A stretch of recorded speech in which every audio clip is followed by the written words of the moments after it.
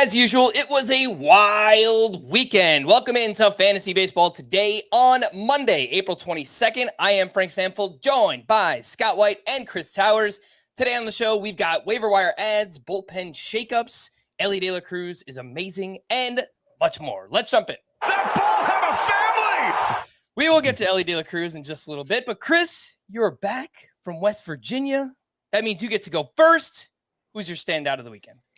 Yoshinobu Yamamoto, and he's not standing out in the way we hoped coming into the season. I know there's a lot of consternation about this guy right now, and there are times I think when we oversimplify the aspects of this job that require us to analyze players, and we'll say things like, hey, as long as Blake Snell doesn't throw his changeup, he'll be really good.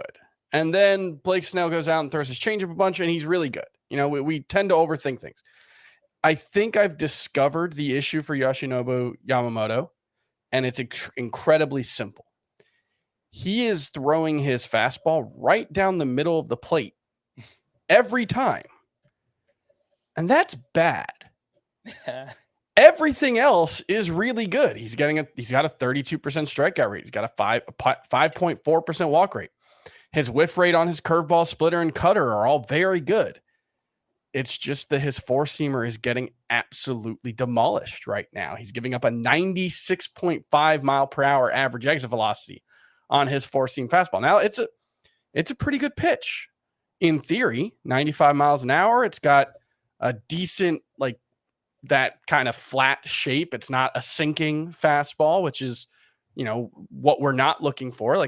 In theory, this should be a really good pitch, and he's just throwing it down in the zone specifically, or down in the zone generally, but more specifically, right down the middle of the plate. If you look at the heat map on Baseball Savant, it's literally just a big red blob right in the middle. And that gives me reason for optimism with Yoshinobu Yamamoto, that he's going to be a very, very good pitcher moving forward, because command was supposed to be a strength of his. This tells to me is he's trying to throw it there. This is not an execution problem. It's a planning problem. And the Dodgers are very smart. He's got good stuff, and I have a lot of faith that he's going to figure it out. But I figured I wanted to pick him as my player in this one, because I figured there's probably a lot of stressing going on. I've seen a lot of consternation. I'm confused Yamamoto. why there's consternation, because I thought his Friday start was good. Quality start, 9 strikeouts, 1 walk. I was like, that's a good start. Well, he gave up 4 runs, 3 earned, and I think it was it was a quality start. It was a quality start, but it was had one bad start, and it was all early. It was in Korea. The bad results were all early in that outing, I believe, for him, and so there was just a lot of he gave up 4 runs in the first 2 innings. So I would say that in his 4 outings since the first start in Korea, which was a week before the regular season started and was weird for all the reasons it was weird. In 4 starts since then, Yoshinobu Yamamoto has a 2.57 ERA, 0.95 whip, and 12 K per 9. So if anybody's worried about Yoshinobu Yamamoto, trade him to me, because that sounds great. That is what I was going to say. Yes, is that I am not concerned about Yamamoto. I think if you are concerned about him, you shouldn't be. And if you are really, really insistent on trading him, please trade him to me. There you go. Sorry for stealing your line. It's okay. I do wonder if it's a command versus control thing, Chris, because obviously the control has been pretty good so far. It's 2 walks per 9. But does he have the ability to just throw the fastball on the corners or on the fringes? Because if he does, that's probably what he should do. This is the tough thing, right? Because control, at least I understand control to be walk percentage, basically. Yeah. And command is something different. Yes. Because command could be what the pitcher is attempting to do. Command could also be what the pitcher is doing, where the pitches are being thrown, regardless of whether that's the intention. And that's the tougher thing to answer here right now. If you define it as command is where the pitches are going, Yoshinobu Yamamoto's fastball command has been really, really bad so far, because as previously stated, they're all right in the middle of the strike zone. I tend to think that is more. I don't think Yoshinobu Yamamoto is just accidentally throwing all his fastballs right in the middle of the strike zone. I think what's probably happening is he's trying to keep the ball down to tunnel off the splitter and make those two pitches look similar to the opposing hitters. And I think that's probably a game plan that is going to have to change. And I have faith that it will change. And that's what I'm saying about Yamamoto. All right, so we are buying Yamamoto if you can. I don't know if you can technically. I mean, it's a 4.50 ERA, so on the surface, I guess you can buy low. He's at the Washington Nationals this week, who have actually been surprisingly good. They're 5th in WOBA against right-handed pitching, but obviously you drafted Yamamoto as your SP1 or SP2. You continue to throw him out there this week against the Nationals. Scott, you are up. Player of the weekend. Okay, I'm going to go with Jack Flaherty, who was also great on Friday. If I could say Yamamoto is Jack Flaherty, well, maybe even a little better because he allowed 1 fewer earned run, 2 in 6 innings, and he had 1 more strikeout, 10 in 6 innings, and he had 19 swinging strikes. And it was a lot of swinging strikes on all 3 of the pitches he throws a lot. And if you look at his whiff rate on his curveball this year, it's at 55%. If you look at the whiff rate on his slider this year, it's at 44%. It's both of his breaking balls are getting tons of whiffs, way more than we've seen from Jack Flaherty in recent years. I mean, I guess ever. Let me go back, look at that 2019 season when he was widely regarded as an ace. It was a 45% whiff rate on the slider and a 40% whiff rate on the curve. Great to have 2 pitches with that kind of whiff rate, but they're even better right now. And so, you know, his ERA is kind of high too. His overall ERA, like Yamamoto's is, it's 4.44 for Jack Flaherty. And so I think if people are just looking at the full stat line, they may come away a bit underwhelmed. But if he continues with the way he's pitching, then we're going to like where his ERA ends up. And I see him as pretty close to must start right now. It is also the ERA thing. It is also kind of a trick of, I guess you could say sample size. He had 1 bad start, really bad start, like Yamamoto did. Where in Flaherty's case, he gave up 6 earned runs in 6 innings. And then 2 starts since then that were both quality starts. So on an individual level, they were good starts, but it was 5 earned runs in 12 1/3 innings. So what kind of ERA is that? It's 3.8, something like that, right? It's a high, like they were, if you're just like analyzing the game log, oh, look at that. Only 1 bad start for Flaherty, 3 good starts. But it's our perception of what a good start is could still be kind of a high-ish ERA that could have very easily been 1 earned run fewer in each of those starts, and then the ERA looks great. So bottom line is Jack Flaherty is missing a ton of bats, unlike he has since we regarded him as a fantasy ace. And I think basically every reason we were optimistic about him coming into the season is proving valid. And so don't shy away from him. The one thing I would note about Flaherty, because I did notice this when I was writing about him earlier today for tomorrow's newsletter, White Sox, A's, Twins. Those aren't all bottom 5 lineups, but White Sox and A's definitely are. And while the Twins are a bottom 5 lineup right now, I'm assuming, and are striking out a ton against everyone. And so it's been a very favorable schedule so far for Flaherty. But I agree. Like I don't think the 2020, 2021, 2022, 2023 version of Flaherty would have taken advantage of lineups like that, like this. Yeah, and it's not just that the slider and curve are playing really well so far, although they are. I think a big part of it's also his cutter was really bad last year, and he's just not throwing it. Sure. And his sinker was really bad last year, and he's also not throwing that. And so it's a much more simplified approach. Fastball, basically 4-seam, slider, curveball, almost exclusively, 97.5% of his pitches. And that's probably a good thing because those have been his best pitches so far. We'll see what it looks like moving forward. I I think I have him in the 50-ish range at starting pitcher. And he's been better than some of the guys ahead of him for sure. Like Mackenzie Gore has been much more up and down than him. I think I like Mackenzie Gore's skill set a little better, but I think they're in the same range. So yeah, I'm optimistic about Flaherty moving forward, and definitely whatever the ERA is right now, 4.4 something, I would take the under moving forward. Yeah, the underlying numbers all suggest that he should be better than that as well. Jack Flaherty, 376 FIP, a 389 xERA. The biggest positive takeaway for me, 4 walks in 4 starts. Walks have been a huge problem for Jack Flaherty the past couple of years. So he's throwing strikes so far. He's getting swings and misses. He is 76% rostered, which actually surprised me. I guess some people have dropped Jack Flaherty recently. He's at Tampa Bay this week, which is actually a good matchup for right-handed pitching. Would you guys drop, if you had him, Gavin Stone to pick up Flaherty? Because Stone, rough start this weekend, 5 walks. I know he's getting swinging strikes, but overall, it hasn't been great. This is,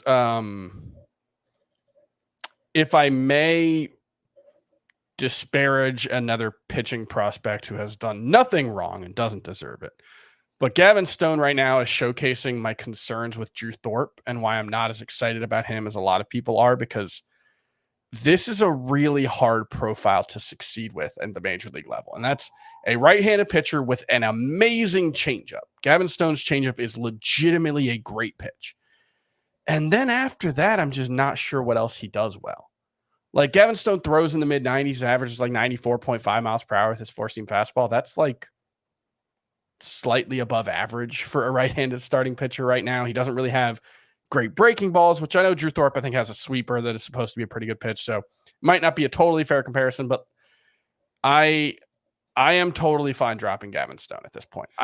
If I could avoid it, yeah, I would like to, but yeah, I have no problem dropping him. I mean, I'm not ready to like cast aside Gavin Stone because it's really hard to fail with a 14% swinging strike rate too. But yeah, dropping him for Flaherty seems like a pretty easy call. All right, let's talk about Elly De La Cruz, who just had a monster weekend. On Friday, he went 2 for 4 with a home run and 3 stolen bases. And then on Saturday, he drew a career-high 4 walks. On Sunday, he was moved up to 2nd in the Reds lineup. And overall this season, it's a 306 batting average, 6 homers, 10 steals, 12 walks to 26 strikeouts, 91.9 average exit velocity, and 18% barrel rate. And entering Sunday, Elly De La Cruz was the number 2 player in Roto. He was the number 4 hitter in head-to-head points leagues. He's doing all of this while still showing some of the warts that he has. 58% ground ball rate. He's struggled-ish against left-handed pitching and still has a 31% strikeout rate. So I tend to look at this as a glass half full because he's already been amazing and he might be able to even improve on some of those numbers. So I had him as a bust in Bust 1.0, and whenever we talked about him this offseason, we always did highlight the upside. I think we were all very worried about what the downside case looks like for Elly De La Cruz, but so far he has been nothing short of amazing. All right, so there is definitely room for him to improve certain aspects of his skill set. I bristle a little bit at the, well, he can be even better part of what you said, because I mean, I don't want to say Elly De La Cruz cannot be better moving forward than he has been so far.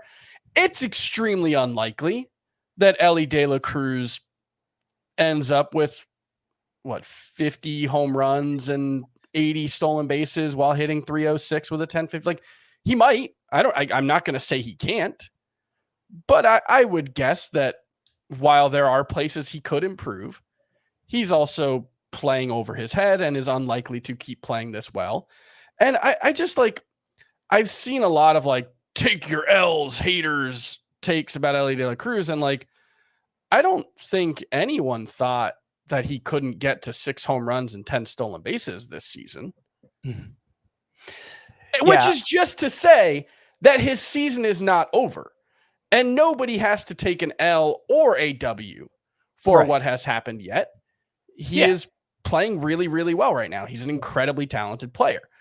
I tend to be a little more optimistic about him than I was coming into the season, but a stretch like this was always well within the realm of possibility. And if anything, I think we all expected a 20-game stretch like this at some point. it's that wasn't the question. It's what does it look like when things aren't going well? Because remember, 12 days ago, we had people saying, well, why aren't you talking about how much Elly De La Cruz is struggling? And so it's. Yeah. Well, I mean, and look at last year. He was up. So he's played 20 games this year. Last year in Elly De La Cruz's first 29 games. So longer. 50% longer. He hit 328 with 4 homers and 16 stolen bases, a 900 OPS. And obviously things didn't go well after that. And so the fact that he's still striking out at that very high rate, that his ground ball rate's gotten even higher than last year, I don't think we can draw any conclusions. And I would say the same thing if Elly De La Cruz was hitting 180 right now. It's gone very well so far. We've seen the very best of him. And that's great. Maybe it'll continue. Maybe next year we'll be taking him as a top 5 pick. You know, you're either drafting him in round 2 or 3, 4 at the latest this year. So it's not like this is a huge overachiever. Any way you look at it. But could he still underachieve from here? Yeah, because his strikeout rate is still through the roof and his ground ball rate is still through the roof. And that's what we perceive brought him down last year. So, like, I'm not all in or all out on Elly De La Cruz here. I'm saying if you could get a first rounder in return for him, I'd probably do that because it's hard to perform better than a first rounder. You know, you're cashing in without taking any of the downside risk.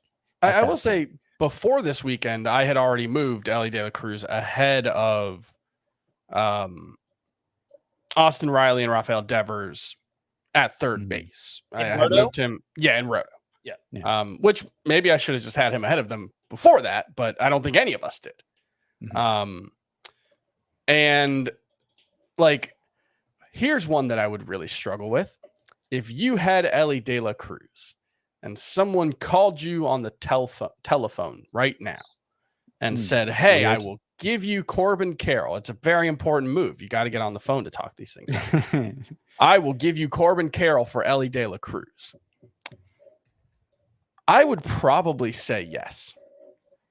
But I would struggle with that decision. Yeah. Specifically because, like, I would struggle with that. I would not give up Elly De La Cruz for Julio Rodriguez. Or I would not give up Julio Rodriguez for Elly De La Cruz. That one I feel much more confident about. Corbin Carroll, I have enough questions about the power dating back to that shoulder injury last June where he has like 11 home runs, I think, something like that, where I would consider giving up Corbin Carroll for Elly De La Cruz. Yeah, me too. And I mean, you're mainly hoping for stolen bases from Corbin Carroll, and I think that's the safest contribution from Elly De La Cruz going forward too. So, and if there's no positional aspect to consider here, like I need an outfielder more than a shortstop, then I don't think I would. I don't think, and that's fair because Corbin Carroll was a consensus first rounder. So maybe there are some first rounders I wouldn't trade Elly De La Cruz for. Now, if it was Corbin Carroll and somebody else halfway decent, then maybe that would be enough to push me over. And as I brought up on last week's show, if you could trade Elly De La Cruz for Ronald Acuna right now, of course, which I think is possible in some leagues out there. I'm not saying the leagues we play in, but I there are a lot of panicky people here after only 3 weeks, and Ronald Acuna has 1 home run. So it's worth throwing the offer out there. The worst that happens is you're told no. But obviously, what's like Freddie Freeman. I would trade Elly De La Cruz for Freddie Freeman. Most first rounders I'd trade him for straight up. Yep. Agreed. All right. Just want to give a shout out to Shohei Ohtani, who hit his 5th home run on Sunday. He now has 176 career homers, the most ever by a Japanese-born player, passing Hideki Matsui. So I wanted to get that in there. Honorable mention for him. Obviously off to a great start this season, but obviously he's also just amazing. Let's quickly promote a few things. Subscribe to the FBT newsletter if you haven't already. If you're watching on YouTube, scan the QR code. That will take you right to the website where you click on the FBT logo, you punch in your email address, and it's easy as that. And let's take our first break. When we return, we'll get to the news and notes right after this. The best couch potatoes come from Pluto TV country. And these taters, they like all sorts of different things. Survivor Channel, Ink Master Channel. If it's got a spaceship in it, I'm probably watching it. 3 channels dedicated to CSI. Whatever mood you're in, it's going to be easy watching. Welcome back in. Let's talk some news and notes. Cubs manager Craig Counsell indicated Sunday that Adbert Alzolay isn't currently the team's closer and that he'll treat the role as a day-to-day thing. Hector Neris and Mark Leiter are the most likely names to be in the mix. Alzolay blew a 1-run lead in game 1 of their doubleheader on Saturday. He took his 4th blown save and 2nd loss. He's got a 4.09 ERA, a 1.27 whip. And then Hector Neris picked up his first save in game 2 of that doubleheader on Saturday. How are you guys handling the Cubs bullpen here? Mark Leiter Jr. actually has pitched really, really well this season also. Yeah, Well, he's go ahead. I still think the most valuable Cubs reliever to roster is Adbert Alzolay. The way it's being presented is he's just taking a break to get his confidence back. And Hector Neris has been pretty bad so far this year as well. So in those 15-team leagues where saves are scarce, I was putting in, about 4% of my budget toward Hector Neris and about a tiny fraction of my budget toward Mark Leiter. And just in case it goes the way the Rangers bullpen situation did with Kirby Yates, one of those guys really latches onto the role and appears to secure it. But I don't think that's what's going to happen. I think eventually Alzolay is going to retake it because I think he's the best of the 3. See, I think Neris is a better pitcher. I could be wrong on that, and I think ultimately they're relievers, so it's hard to have a super strong opinion on them anyway, given the sample sizes. But that's my concern. Is I do think Neris is a better pitcher than Alzolay, and certainly has experience as a closer. So I would bet he gets the first opportunity, and I think there is a chance he runs away with it the way Yates did.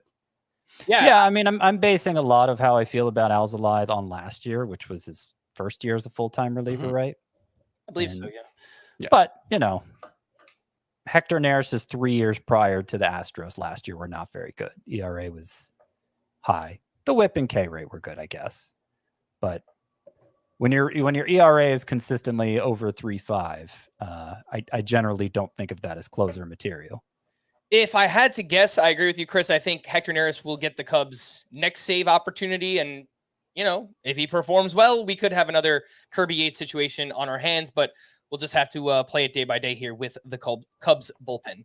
Tristan Casas was placed on the IL with a left rib strain. When asked if he was concerned about a lengthy absence, manager Alex Cora responded, yes. Pablo Reyes started at first base on Sunday with Bobby Dahlbeck at third because Rafael Devers is still out of the lineup as well. Replacements at first base in shallower leagues, Ryan Mountcastle and Anthony Rizzo are both 2 of Scott's sleeper hitters for this week. There's also Nate Lowe, who is 56% rostered. Ty France, 43% rostered. His StatCast numbers are actually really good, although his actual numbers, it hasn't translated yet. And then, I guess in deeper leagues, if he's still out there, Ryan O'Hearn, who we've talked about, 39% rostered. He's going to play against righties, but it's a valuable spot in that lineup, in the middle of the Cubs lineup. The Orioles lineup batting third. So anyone else stand out as first base replacements, or are those all the names to know? Oh, I bet there are other names to know. I would have to pull up the roster trends here to name some for you. Let's see. Did you mention Nate Lowe? Yes. Yes, he did. That's the biggest one that I would say. Yeah, I'm actually not loving anyone else here, so I think you got them all, Frank. I will say in deeper AL only leagues, there is a guy who is first base eligible, who is hitting the ball harder than just about anyone in baseball right now. It's the guy we talked about off the air. Right? We did talk about Miguel Sano off the air. Yeah. 96.5 mile per hour average exit velocity, I believe. Quality of contact stats across the board are very good. I'm actually a little upset I dropped him in AL only labor. He should be more rostered than 4%. Yeah, there were some playing time issues because I think he wasn't performing. Yeah, he wasn't performing.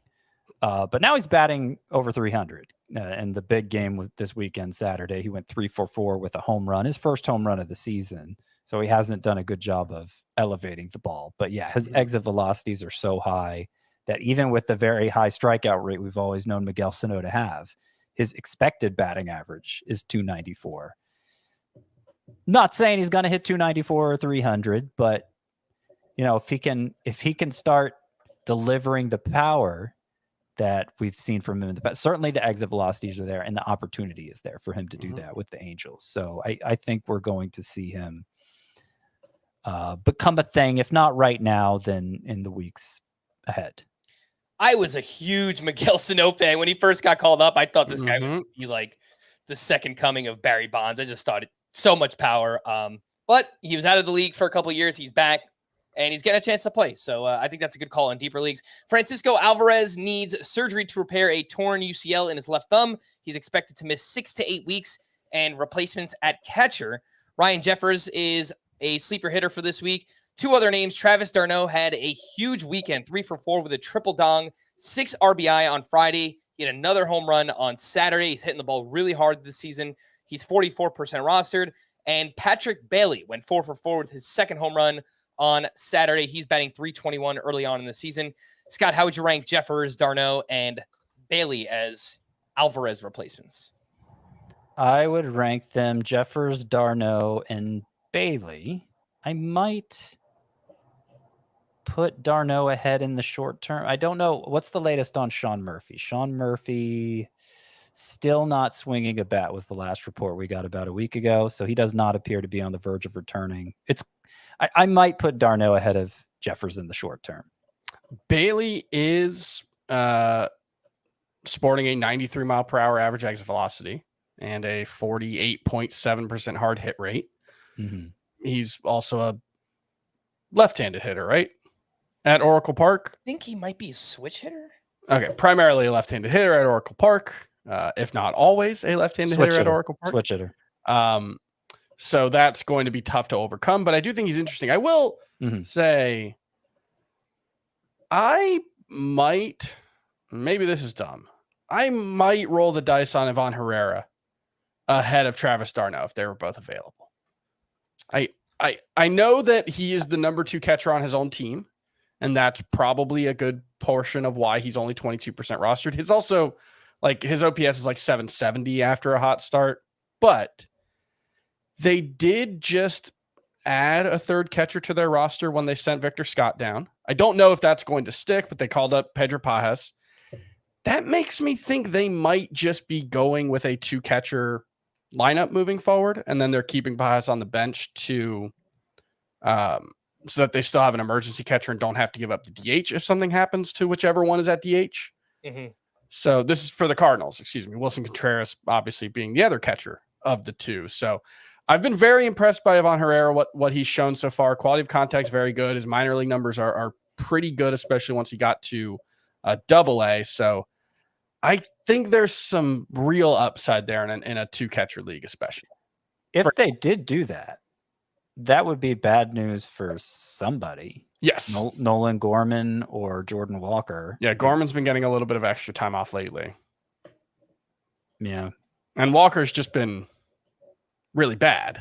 I like what we've seen from Herrera. My problem is that since Wilson Contreras has returned, he's only started 4 of the past 9 games. So some of the underlying stuff is very interesting for Ivan Herrera. I just don't know if he's going to play enough. So I think I would That's why I brought up the addition of the third catcher if they stick with it. They called him up on Sunday morning, so they might send him down on Monday, Alex Cora said Rafael Devers could return to action on Tuesday against the Guardians. He missed this weekend with a bone bruise in his left knee. Spencer Strider suggested he could be back on the mound early next season after doctors found that his ligament was in, quote, surprisingly good shape during surgery. This one was annoying.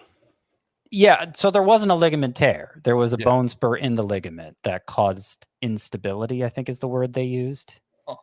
And they didn't know that until they went in and did the surgery, which is why the Braves were being dodgy about it. They didn't really know what was going on from the images they were seeing. But that's what it ended up being. So he had the internal brace procedure to stabilize the ligament, but the ligament wasn't actually torn. And so that should make the rehabilitation much more straightforward. And I think there's a good chance he'll be ready at the start of next year. Not 100%, of course, but there's a chance. The annoying thing was apparently he was dealing with some elbow soreness in the spring that just never got reported. because he tried to pitch through it. Yeah, That's brutal. Brutal. Framber Valdez threw a 30-pitch bullpen session Saturday, his first time throwing off a mound since being diagnosed with elbow inflammation. Walker Buehler needs at least one more rehab outing before returning to the Dodgers rotation. He struggled in his last outing on Thursday. He allowed 2 runs and 4 walks in just 2 2/3 innings of work. Max Scherzer will likely make his first rehab start Wednesday. He did not experience any issues after throwing 40 pitches in a simulated game on Friday. Christian Javier was placed on the IL with neck discomfort and will be sidelined the next couple of weeks. Spencer Arrighetti was recalled. Yohan Duran will start a rehab assignment at AAA on Tuesday. Brian Wu made a rehab start at AAA on Sunday. I didn't actually check in to see what he did, but he did make a start, and he started the season on the IL with right elbow inflammation. Merrill Kelly was scratched from his start Sunday due to shoulder soreness. He returned to Arizona after receiving an MRI. Torey Lovullo hopes a trip to the IL won't be necessary for Merrill Kelly. Bryce Elder is expected to be called up to start Monday against the Marlins, and 3 starts at AAA. He had a 3.31 ERA, a 1.18 WHIP, over a strikeout per inning. He's 15% rostered, so widely available, and obviously this is a great matchup. Scott, any interest in Bryce Elder for this week? I don't think I could do it personally, and I'm not confident he'll make 2 starts. He could. If anybody on the Braves is going to, it's him. Reynaldo Lopez will not be anymore. It may show up in your league that he is, but he's not. No, I think it's a wait and see for me with Elder, as bad as he was in the second half last year. And since he's probably not going to be a good source of strikeouts anyway, he could matter. Any Braves pitcher I feel like could matter because of the run support they're given. But I don't have a ton of confidence in Elder right now. But Brian Wu did throw 3 scoreless innings with 5 strikeouts. Velocity was down 1.2 mile per hour on his 4-seam fastball, but it's basically his first start of the springs, coming off of an elbow issue, so hard to be too concerned there. Ian Happ was removed Friday with left hamstring tightness. He missed Saturday and Sunday as well. Blue Jays top pitching prospect Ricky Tiedemann underwent an MRI on his left elbow on Thursday. He was limited to just 44 innings last year because of shoulder and biceps problems, so it's pretty worrisome one there for those in dynasty leagues. The Rangers optioned Jack Leiter back to AAA on Friday after his rough debut on Thursday. Victor Scott was optioned to AAA on Sunday. Rough start to his career, batting .085 with 15 strikeouts over 65 plate appearances. Frankie Montas exited Sunday's start after getting hit by a comebacker. X-rays came back negative. He'll likely miss his next start. DJ LeMahieu will begin a minor league rehab assignment Tuesday. He's been on the IL with a non-displaced fracture in his right foot, and JD Martinez could join the Mets as soon as Friday. Other players who went on the IL this weekend: AJ Puck with left shoulder fatigue, DL Hall with a left knee sprain, Ryan Nelson with an elbow contusion, Kyle Freeland with a left elbow strain, Anthony Rendon with a hamstring, and Gio Urshela also with a hamstring. Waiver wire pitchers from the weekend, strap in because there are lots of names. We already spoke about Jack Flaherty, but what about Spencer Turnbull? He continues to pitch really well, this time against the White Sox. Great matchup, obviously. 7 shutout innings, 1 hit, 2 walks, 6 strikeouts. Luis Gil looked great against the Rays on Sunday, 5 2/3 innings, 1 unearned run, 9 strikeouts to 3 walks. Casey Mize has turned in back-to-back quality starts, this one at the Twins. Also a great matchup right now. 6 shutout innings with 4 strikeouts. Still not getting tons of whiffs, but all of a sudden it's a 2.95 ERA, a 1.22 WHIP for Casey Mize. Scott, how would you rank that group? Mize, Gil, and Turnbull. Throw Flaherty in there too. Okay, well, Flaherty's easy number 1. Okay. After that, I don't think any are must roster. Mm-hmm. I would go Gil too, because I like the strikeouts most of all. But I will say, because we haven't brought this up for Luis Gil yet, I don't think, when we've talked about him, he has issued 17 walks in 19 2/3 innings. Yeah. So it's like a 3 true outcomes pitcher. I don't know what his home run rate is like, but it's either walks or strikeouts with him. And there's, been enough strikeouts to get excited about, but those walks, I think, are severely going to limit his impact potential in fantasy. But still, I would go Luis Gil behind Flaherty, and then Turnbull third. I'm intrigued by him, but I think he's the obvious odd man out when Taijuan Walker is ready to go, even though it shouldn't be. It should be Walker himself that's removed. But I don't think that's how it'll go. I think Turnbull will be removed. And then I'll go Casey Mize last. He's getting ground balls at a good rate that might allow him to sustain his recent success. But yeah, the lack of whiffs, it's an 8% swinging strike rate. And I'm always going to be skeptical of a pitcher that has a rate like that because it doesn't get much worse. I will point out on Turnbull, who I actually, if there wasn't the looming specter of Taijuan Walker's return, I would absolutely rank ahead of Luis Gil because I think Me too. what Turnbull's done so far this season has been really interesting. The new sweeper especially seems to be a really good weapon for him. Rob Thompson, I think Taijuan Walker threw a bullpen session with the team this week, and then he's going to go back out on his rehab assignment, make at least one more rehab start. And it kind of sounded a little bit like if Spencer Turnbull wasn't pitching so well, Taijuan Walker might already be back. Mm-hmm. And it felt very pointed that it was at least one more rehab start when he's already made a couple and had the pitch count, reasonably high. His velocity in the bullpen session was down like 2 miles per hour from what I was reading. And Rob Thompson was asked whether it was clear that Turnbull would be going to the bullpen after Walker returns. He said, quote, "No, it's not clear cut." That's not exactly a denial, but it's not a denial. And it very much feels like we're hoping life finds a way somehow here. And life finding a way could be Turnbull just imploding. Right. Yeah. I'm not like, even if there wasn't the Taijuan Walker looming, I wouldn't say Turnbull is must add, but yeah, I agree. I would prefer him to Gil if not for that. Waiver wire pitchers part 2. Jamison Tyone was solid in his debut against the Marlins. 5 innings, 1 run, 4 strikeouts. Tyler Anderson has gone 7 innings in 3 of 4 starts. He was at the Reds, 7 innings, 2 runs, 1 of those earned, 3 walks to 2 strikeouts. Clark Schmidt pitched well against the Tampa Bay Rays. 5 1/3, 1 run allowed, 7 strikeouts with 13 swinging strikes. And Yariel Rodriguez pitched pretty well at the Padres, just not giving us length so far, but maybe that could come. 4 innings, 1 run, 7 strikeouts for Rodriguez.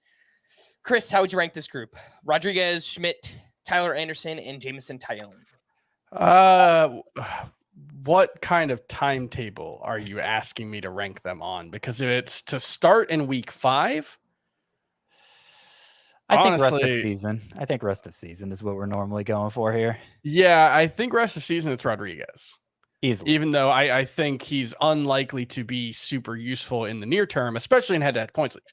I actually think the way he's pitching right now and how he's looked, I don't think throwing him out there in a roto league is a terrible idea. He's not going to get you any whiffs or wins because he's not throwing deep, but he's going to get strikeouts. I think the ratios are going to be pretty good. But Anderson, Tyone, Clark Schmidt, like I tried to find reasons to be optimistic about all of them, and I don't really see. You could throw Alec Marsh in there, who I think we're going to talk about a little later. They all had good starts this week, but they all borrow a term from our pal Nick Pollock over at Pitcher List. They're all Tobies, is what he uses for a middling pitcher who has little upside, but a steady enough floor that may earn a spot on your roster for some stability.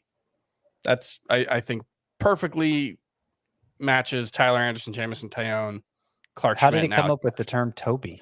It's a reference to Toby from The Office, that guy who goes to work every day and gets the job done, but he's super boring and you don't want to talk to him like ever. Okay. Yeah, I mean, I would say Yariel Rodriguez is the only one I care about from this group too. And in fact, I would rank him second. If we're including the previous group, Luis Gil and Spencer Turnbull, I would put him second in that group behind only Flaherty. Mm-hmm. If I were to take my Rangers hat off right now and put on my my Homer hat, my Yankees hat, Clark Schmidt, we'll just point out it's a 12.7% swinging strike rate early in the season, and it's a great matchup this week against the Oakland A's. So if we were talking about the short term, it's so good for this week. I will point out Schmidt has more strikeout upside than any of those other guys we mentioned here, and he's done a very good job against lefties so far. He has more strikeout upside than Yariel Rodriguez? Well, no, I mean Tyler Anderson and those guys. Okay. He's doing a really good job against lefties so far. That has always been an issue for him in his career. 862 OPS against lefties in his career compared to 670 mark against righties. That being said, there's nothing really in the pitch mix that suggests he's improved or has made tangible changes that make me buy the improvement. It's 37 plate appearances against lefties. So I tend to assume that Clark Schmidt is going to turn back into Clark Schmidt at some point. Waiver wire pitchers, part 3. Who is Mitchell Parker? I don't know. Hopefully one of you two do, because he was great against the Astros on Sunday. 7 shutout innings, 3 hits, 0 walks, 8 strikeouts with 12 swinging strikes on just 73 pitches. 24 years old, 6'4" lefty. Minor league career is not that promising, but he did get lots of strikeouts. A lot of strikeouts, yeah. He's at the Marlins this week, and it's obviously a very good matchup. Jose Soriano turned in a quality start at the Reds. 6 innings, 3 unearned runs, 7 strikeouts. And, we had Lance Brozdowski on the show on Friday, and he spoke about Soriano should throw his fastball less and use his curveball more. And that's exactly what he did in the start. What he did. It's like he was listening. Yeah, it's great. And he's 9% rostered. Jose Soriano. He's up against the Twins this week. It's a great matchup. I added him to my sleeper pitchers. Very nice. For this week. Michael Lorenzen turned in a quality start at the Braves on Sunday night. 6 innings, 3 runs, 7 strikeouts, 15 swinging strikes on 94 pitches. I thought slightly interesting there. And Alec Marsh pitched well against the Orioles. 5 2/3 shutout. 3 hits, 2 walks, 6 strikeouts in that one. Scott, how are you ranking this group? Marsh, Lorenzen, Soriano, and Mitchell Parker. Well, I think Soriano is the clear standout here for being only 9% rostered. I think that needs to go up, especially since he's relief pitcher eligible. And I like his matchup this week. Hearing how high Lance Brozdowski was on him was enough to win me over. I had my reservations, but the upside was pretty clear there for Soriano too. Yeah, great secondary stuff. More walks than I'd like to see, but it is kind of an Edward Cabrera situation as far as that goes. And I think Soriano could be shockingly good. So he's the clear number 1. And number 2, I guess the chalk answer would probably be Michael Lorenzen, but he is a Toby. He might be even less than a Toby. I don't know what less than a Toby is. We're just stealing pitcher list terminology here. It's okay. I think if I'm investing in anyone beyond Soriano, and it would only be in like those 15-team leagues, I did throw a couple bucks at Mitchell Parker because, yes, good strikeout history in the minors. I've written about him in the prospects report in the past because of that.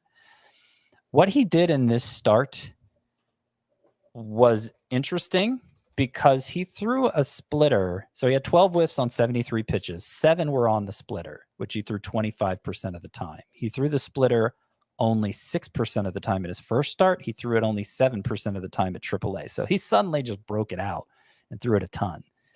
And a change in approach like that for a pitcher who already has something to hang his hat on, it could be a difference maker. I'm not saying I'm optimistic about Mitchell Parker, but compared to these other choices here who've mostly failed us in the past, I think I might take a shot on him if there were a lack of alternatives. And this final group is much less interesting IMO. Tyler Alexander has made 2 solid starts in a row. He was at the Yankees this weekend, 5 1/3 shutout with 4 strikeouts. Kyle Gibson turned in a quality start against the Brewers. It was 6 innings, 1 run, 3 strikeouts there. And Trevor Williams turned in a quality start against the Astros. 6 innings, 1 run, 4 strikeouts for him. Did notice that he's throwing his sweeper more this year, and it's been a pretty good pitch for him. Chris, any interest here? Deeper leagues, Trevor Williams, Kyle Gibson, and Tyler Alexander? There are about a dozen other pitching performances from this weekend I'd rather talk about than literally any of these guys. So if you're in a deep league, just go add Mitchell Parker and don't worry about these guys. Fair enough. Let's take our final break. When we return, the waiver wire hitters from this weekend. We'll talk about it right after this.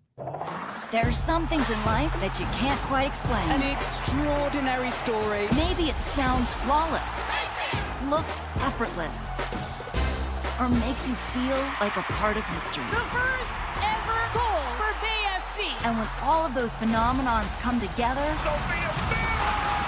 it's perfect. Pitch perfect.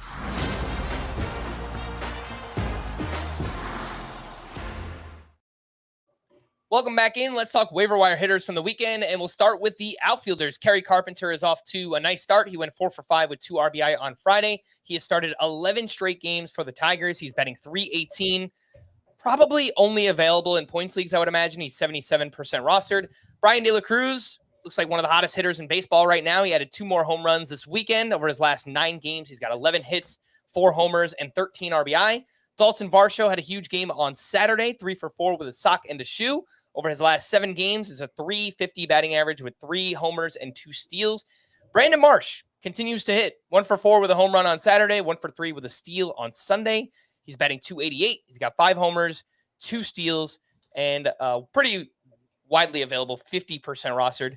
Chris, how would you rank this group of outfielders? Marsh, Varsho, Elly De La Cruz, and Kerry Carpenter. Varsho, well, I guess no, Varsho, Carpenter, De La Cruz, Marsh, especially in a roto league. We need to come up with a nickname for guys like Kerry Carpenter who that ceiling is what it is, right? Like 77% rostered is probably exactly where Kerry Carpenter needs to be. Cause you said he started 11 straight games for the Tigers. Alrighties. That's what I was going to say. Yep. He has not started a game against a lefty this season. So I assume they've faced 11 righties in a row. And that's the problem. It's just that guy's not going to be useful in a head-to-head points league unless they're playing 6 or 7 righties in a week, maybe 5, but that's a shallower format. So that's probably the ceiling, where Varsho kind of the opposite way, right? He's very unlikely to be useful in head-to-head points, but I think Varsho is probably under rostered at this point, because I would guess there are at least some categories leagues he should be rostered in. De La Cruz is kind of in the middle. I quite like what we've seen from De La Cruz. He's hitting a ton of line drives right now. He's hitting them all over the field. So I think he's hitting second for the Marlins pretty consistently. So De La Cruz context neutral might be my favorite of this group. The only one of these 4 who's changed my opinion on him since the start of the season is Elly De La Cruz. And it's still okay. So now he's a top 60 outfielder, when before I'm not sure he was a top 80 outfielder for me. All right, let's talk middle infielders. Jose Caballero continues to run. He added 2 more steals this weekend. He's batting .286 with 7 steals on the season. Ahmed Rosario stayed hot, back-to-back multi-hit games on Saturday and Sunday. 5 hits, 2 stolen bases this weekend. He's only 39% rostered. And Luis Garcia, who we brought up last week, had a solid weekend, 3 for 4 with a steal on Sunday. He also had a stolen base on Friday, and he's actually hit cleanup for the Nationals in 3 of their past 4 games. 17% rostered, widely available. Scott, how would you rank this group of middle infielders? Man, this is a much harder group to rank than the last one. Well, that's why you make the big bucks, Scott. So they say. All right, Caballero. I'm gonna rank them right now how you have them listed: Caballero, Rosario, and Luis Garcia. However, if we're talking upside, it might be just the reverse. Garcia, Rosario, Caballero.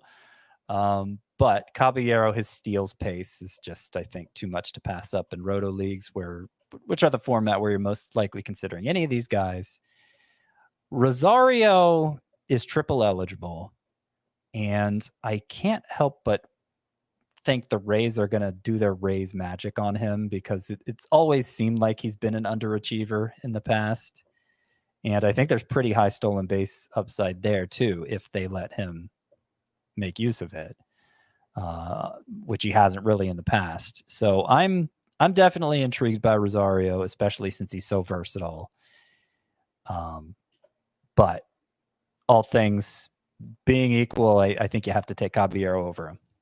4 names in deeper leagues. Andy Pages of the Dodgers hit his first career home run on Sunday. He went 2 for 4 with a homer and 3 RBI. He has started 5 straight games since being called up. Willier Abreu had a nice weekend for the Red Sox, 2 3-hit games. He had 7 hits total with a home run. Also has 4 steals already, which I found pretty interesting. Twins prospect Austin Martin has, he hit well this weekend, 2 for 4 with 2 runs on Saturday, 1 for 4 with his first career home run on Sunday. And Blake Perkins, who has been filling in for Christian Yelich on the Brewers, multi-hit games on Friday and Saturday. And over the last 7 games, it's a .385 batting average with 1 home run. Chris, any interest here in deeper leagues? Pages, Abreu, Austin Martin, and Blake Perkins. Paz doesn't belong here. He belongs in that previous group with Kerry Carpenter and Brian De La Cruz, and I might just prefer him to all of them. I don't feel like I can start him right now is the only thing because he's just been striking out a ton. Every game, including 2 against lefties, which I was very surprised to see because I thought they might ease him in. I think he probably doesn't have as high of a floor as those guys we were talking about. And so, yeah, if you do have to start one right now, I'd prefer Brian De La Cruz. I'd prefer Kerry Carpenter. But in terms of upside, like if you're just looking to stash someone on your bench, I'd rather have Paz than all of them, I think. Yeah, no, I agree with that.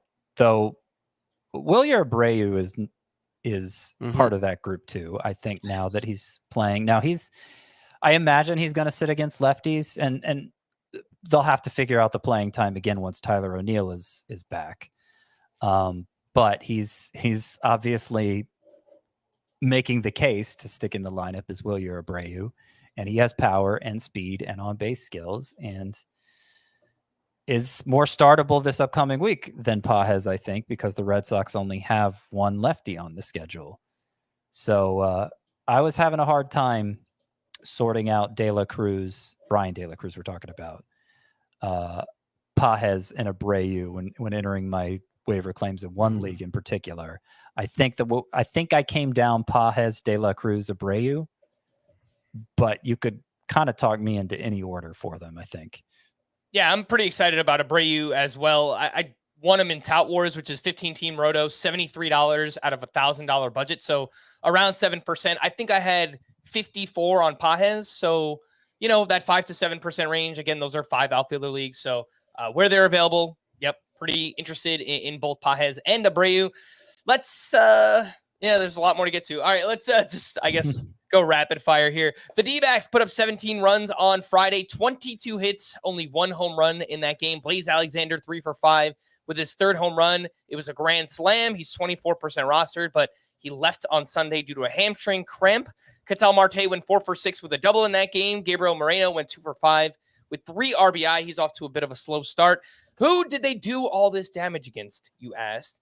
And that would be Blake Snell. 4 2/3 innings, 9 hits, 5 runs allowed, 3 strikeouts to 1 walk. He allowed 10 hard hits in this game.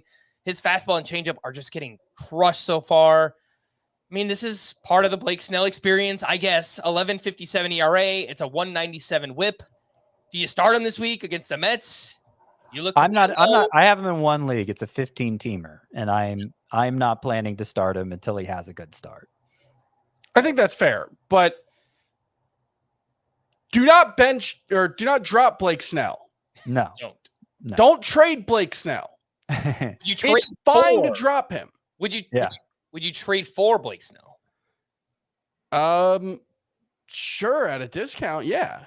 It has to be a discount, and hopefully it is. But if you are listening to this, do not trade him to me because you will have to do so at a discount, and you should not do that. I mean, trade him to me. I would take him on my team, but as advice, don't trade Blake Snell right now. This is the time to not trade Blake Snell. We do this every year. People need to hear it still. Do not drop or trade Blake Snell right now. We had 2 big season debuts this weekend. Justin Verlander tossed a quality start against the Nationals. It was 6 innings, 2 runs, 4 strikeouts, only 4 swinging strikes on 78 pitches. Velocity was down a little bit here on the fastball. Jordan Montgomery turned in a quality start in his D-backs debut against the Giants. It was 6 innings, 1 run, 3 strikeouts in that one. Chris, are you just getting these 2 back in your lineups this week? It's Verlander at the Cubs and Montgomery at the Cardinals. Yep. Yeah, they both looked more or less like themselves. I don't expect elite results from either of them, but I expect them to both be very startable moving forward. Let's talk about Garrett Crochet, who got crushed at the Phillies on Friday. 3 innings, 7 earned runs. It was 3 home runs allowed. He gave up a ton of hard contact in this one, did not have his slider at all. He only threw 13 of them, and he got 0 whiffs on the pitch.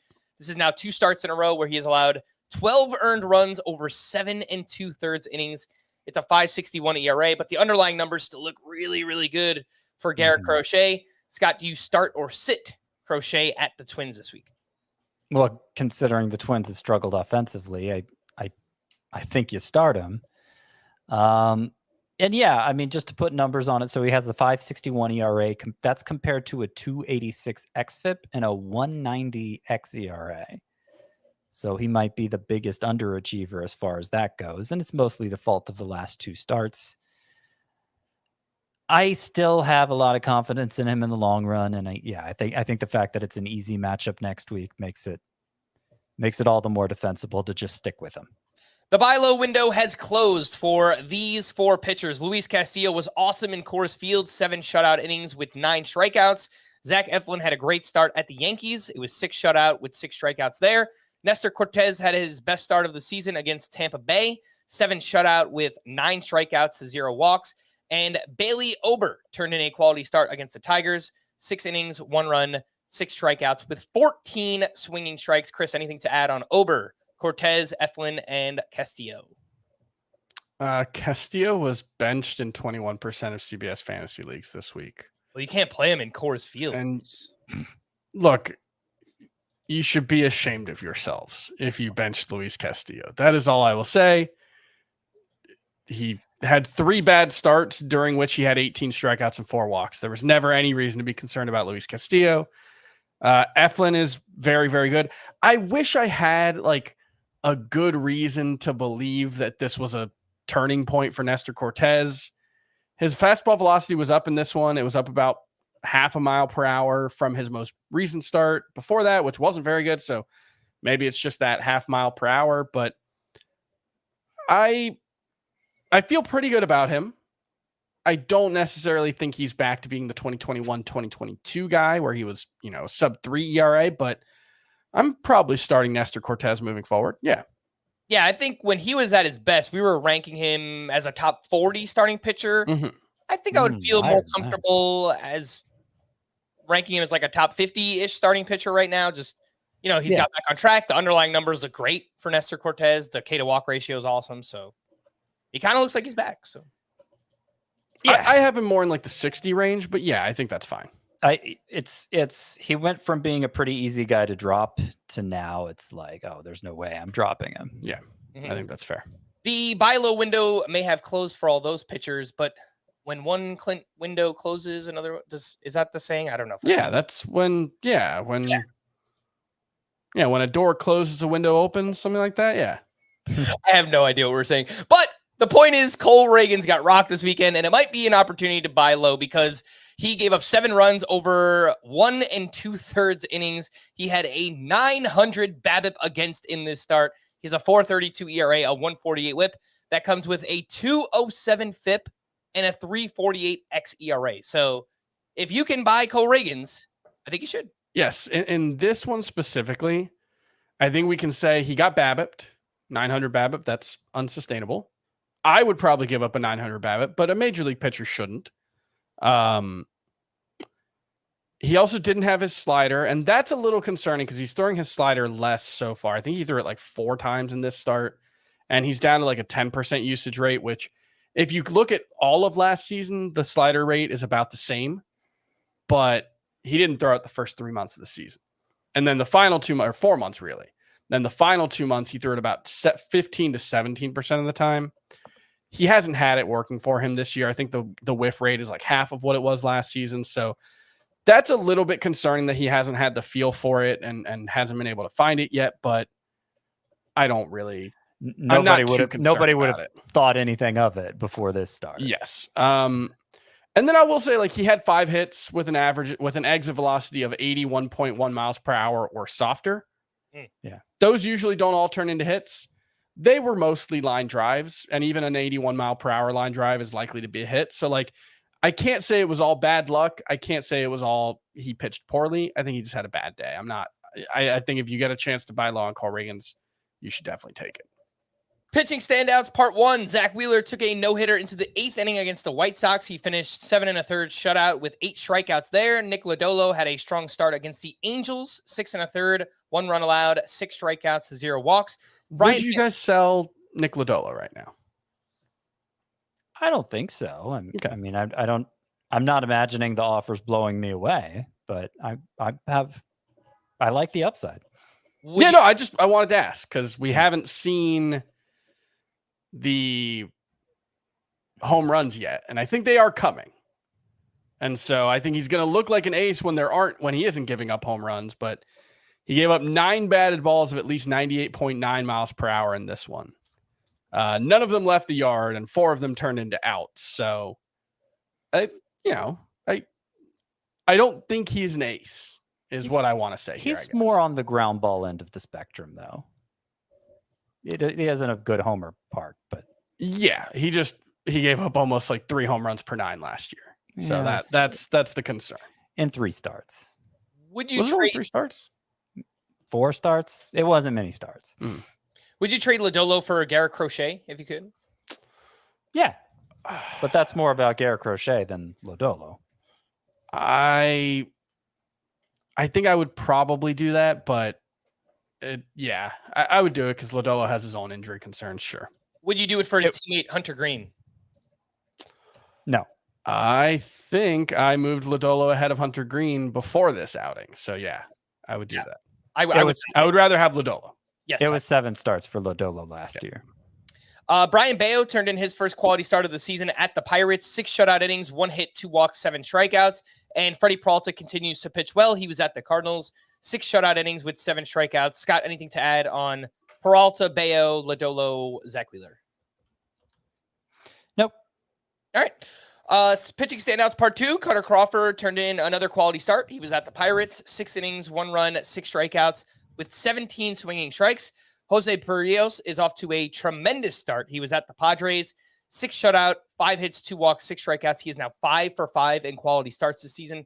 Jesus Luzardo bounced back with his first quality start. He was at the Cubs. 6 innings, 2 runs, 6 strikeouts in that. And Shota Imanaga finally allowed his first earned run, but it was a quality start. 6 innings, 3 runs, 2 of those were earned with 5 strikeouts and 17 swinging strikes. Chris, anything to add on Imanaga, Luzardo, Berrios, and Crawford? I have a lot to say about all these guys, but we're out of time. So I'll just focus on Berrios. We had someone on Twitter asking why we all have, except for Frank, I believe, we all have Chris Bassett ranked ahead of Jose Berrios. And I think they're very similar. But I don't see much reason to think that this is like a brand new Jose Berrios that we all need to give more respect to. This is Jose Berrios. He goes through stretches where the results are really good. He goes through stretches where the results are not great. We get yelled at for being either too low or too high on him, depending on what version of him is out there at any given point. But under 8K per 9, good control, but not elite. Decent quality of contact metrics, but not elite. This is Jose Berrios. Sometimes you get the good version. Sometimes you get the bad version. Let's not overreact. Yeah. We know who he is. And for having a 0.85 ERA, he has a 4.32 expected ERA. So I mean, with the Bassett versus Berrios thing, like I see no reason to change my evaluation of either based on what's happened so far. I also don't have a particularly strong opinion on who you should prefer of the two. I think they're very similar pitchers. Bassett usually finishes with a lower ERA and whip, and about the same K rate between the two of them. So yeah, I still prefer Bassett. One thing I do like about Berrios so far this season is he's simplified his pitch mix. It's mostly sinker, slurve, and kind of mixes in a changeup here or there. The slurve has been awesome so far. I mean, it's always been one of the most aesthetically pleasing pitches to look at, but it's a 139 batting average against 40% whiff rate. So that pitch in general is just off to a great start for Berrios this year.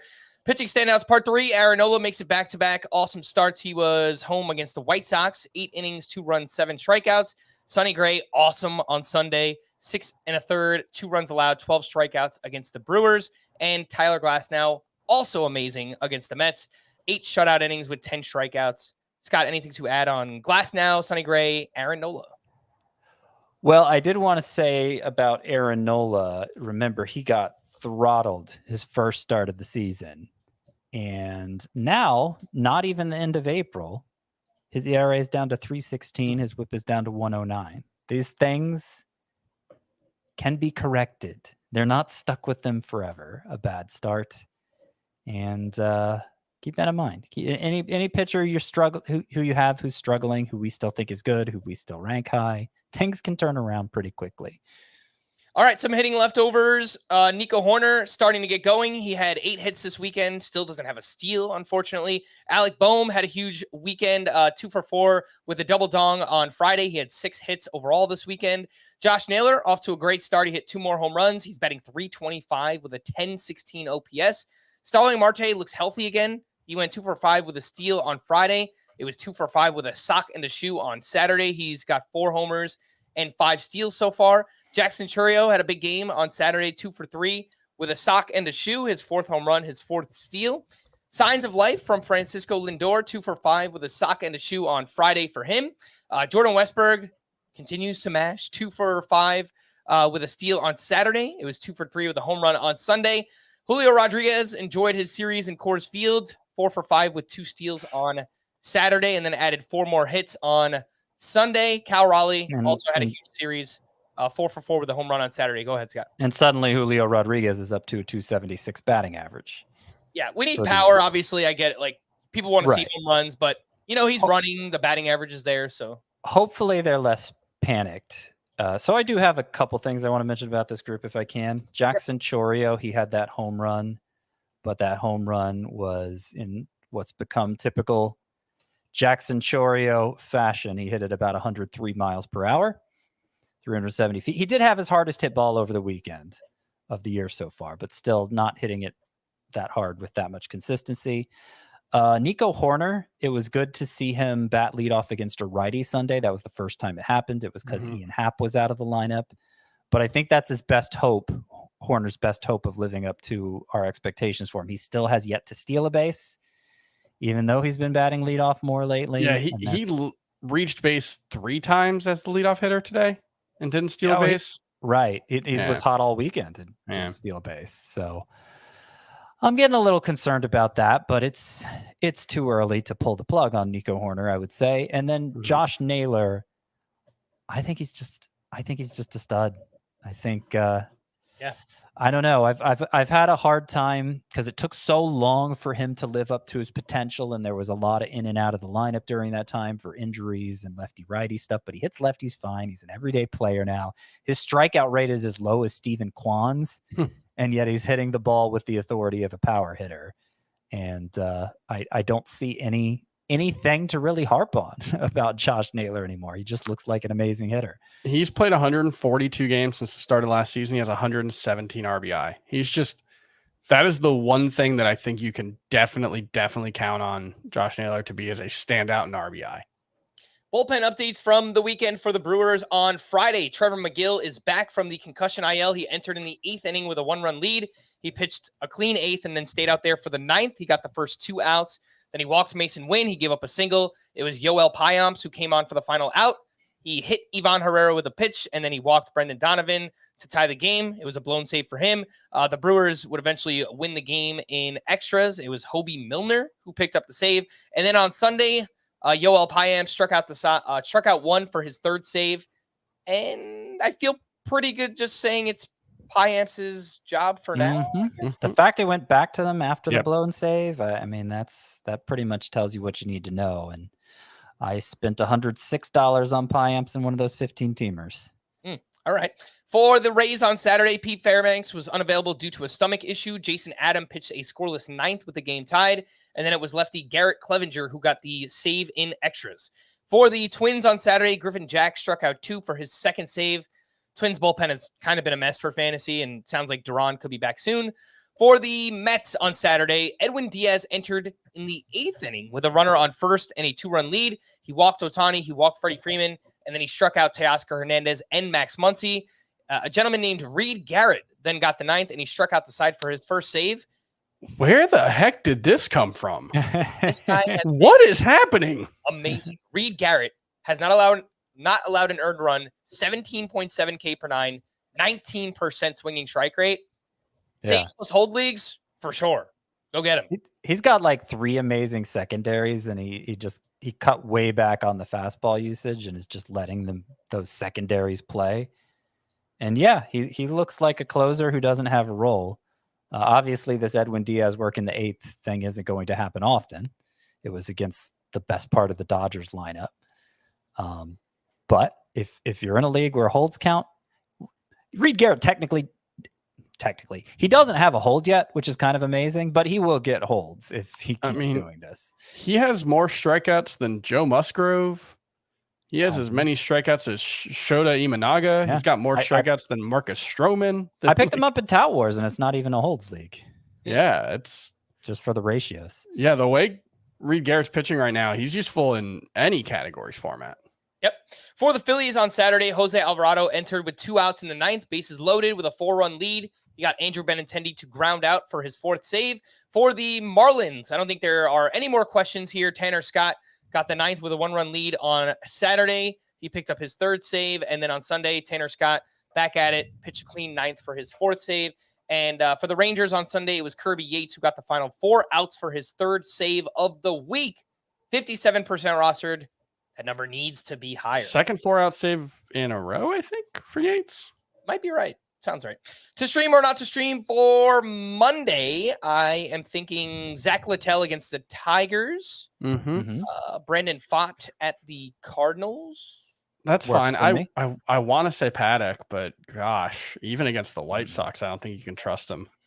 I'd more likely go Keaton Wynn against the Mets. He's a pretty good floor pitcher because he gets so many ground balls with that splitter.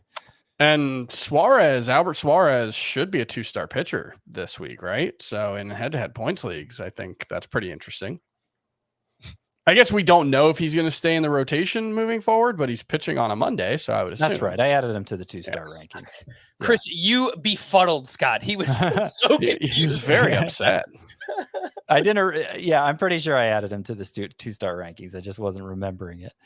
On Tuesday, it looks like maybe Andrew Abbott against the Phillies. I want to buy the Andrew Abbott hot start, but he is not getting any whiffs right now, and